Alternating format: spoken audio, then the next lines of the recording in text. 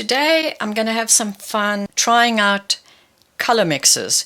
Since I like more neutral colors, I've chosen Daniel Smith's Payne's Blue Gray. We're going to mix this with some yellows and see if we can get some muted greens.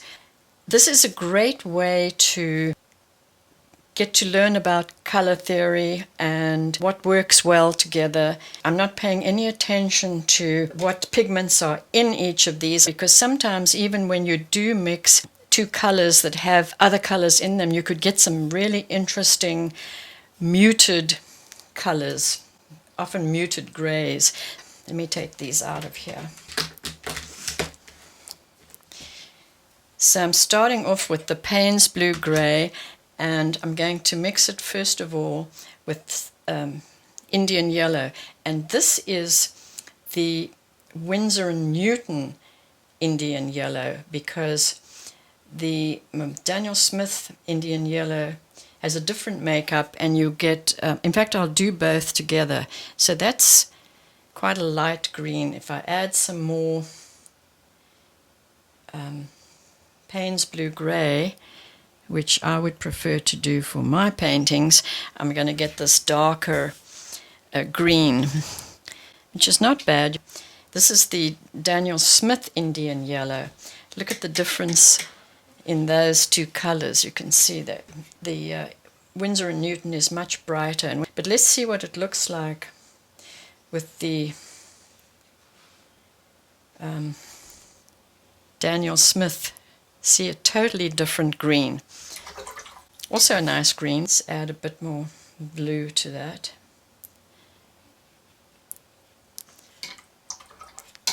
And as they dry, some of them are granulating. You'll get some interesting granulating effects. Now I'm going to try it with quinacridone gold. So we've got some quinacridone gold here. Now I did do this the other day, and I got a really, really nice green with these two mixes.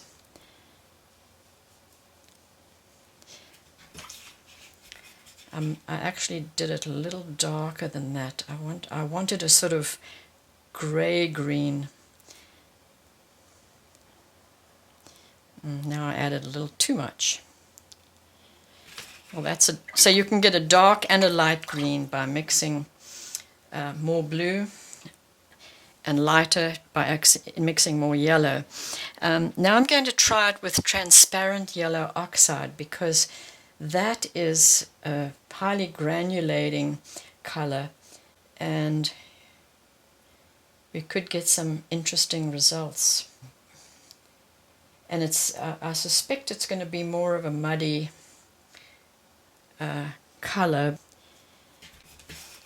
And now I really like that, because for me that's a nice muted green. When I'm doing neutral colors, that would be a good mix for me. Let's try it with Aussie Red Gold, and that could be quite an interesting combination. Now I'm not being scientific about how much blue I'm using to the yellow.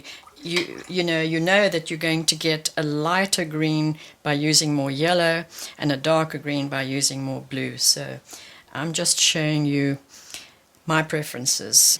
It's also quite a nice color, and I do know that when that starts to dry, you're going to see granulation too. The last one, which this combination I've used quite a bit, but using the Winsor & Newton one, so I'm interested to see how it works with the Daniel Smith Payne's Blue Gray. I like that. I should actually show you what it's like with the Winsor & Newton Payne's Blue Gray. I'm going to put a little bit of Winsor & Newton here, and let's see the difference. Oops, too much blue.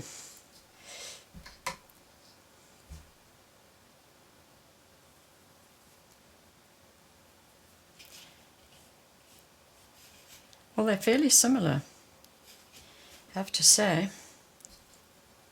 Interesting. Another color that I discovered created a lovely brown was the mixture of burnt sienna, and this is Winsor Newton burnt sienna. I've never tried the Daniel Smith burnt sienna, and this is mixed with the neutral tint.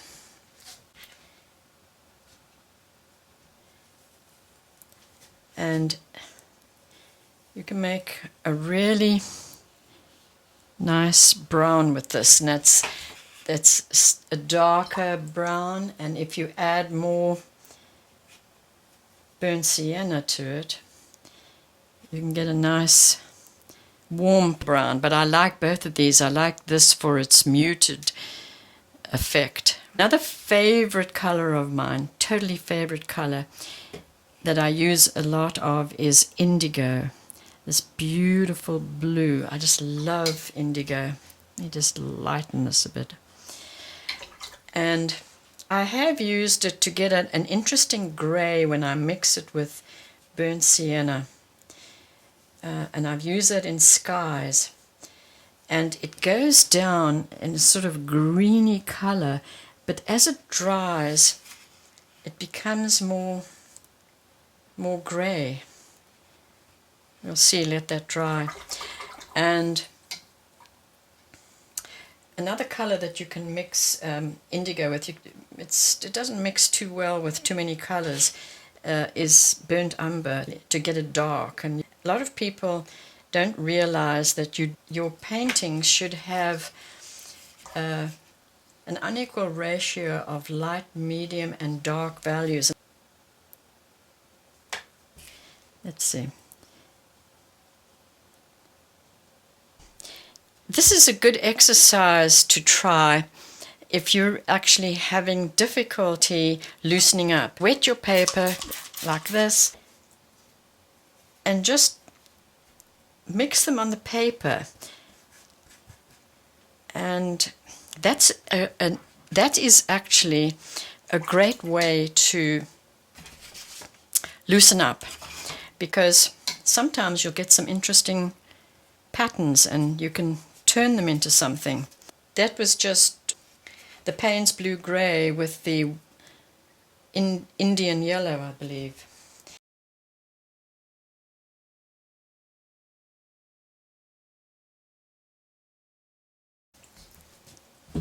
So just, have fun. Choose whatever color you like and do some experimenting. Create shapes. Great way to loosen up. I'm going to show you how useful it is to